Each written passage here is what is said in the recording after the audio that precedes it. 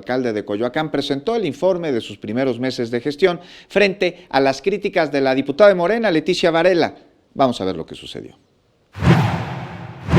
Las comparecencias de los alcaldes ante las Comisiones Unidas de Administración y Cuenta Pública Local y de Alcaldías y Límites Territoriales del Congreso Local continuaron este martes. Manuel Negrete, alcalde en Coyoacán, fue el primero en presentar su informe del primer semestre de labores, en el cual resultó reprobado por la diputada Leticia Varela, quien le reclamó actos de corrupción. Que en Coyoacán usted tiene tarjeta roja, en Coyoacán no lo queremos, en Coyoacán no merece alcaldes como usted. Manuel Negrete dijo que se trata de un linchamiento mediático y que no existen acusaciones reales en su contra, por lo que retó a la diputada a demostrar su dicho.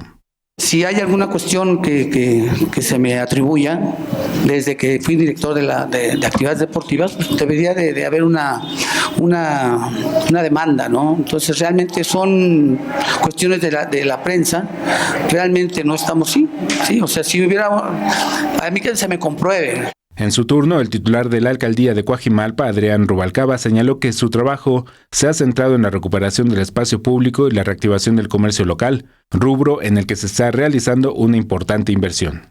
Para este año, la alcaldía llevó a cabo la celebración de un convenio de colaboración con la Secretaría de Desarrollo Económico del Gobierno de la ciudad para realizar los trabajos de mejoramiento y mantenimiento del mercado Huizachito con una inversión de 1.4 millones de pesos. El alcalde en Cuauhtémoc, Néstor Núñez, dijo que el presupuesto que se está ejerciendo en la demarcación se está utilizando en obras que quedaron pendientes en la administración pasada y se ejercieron recursos para solventar la crisis del agua de octubre de 2018.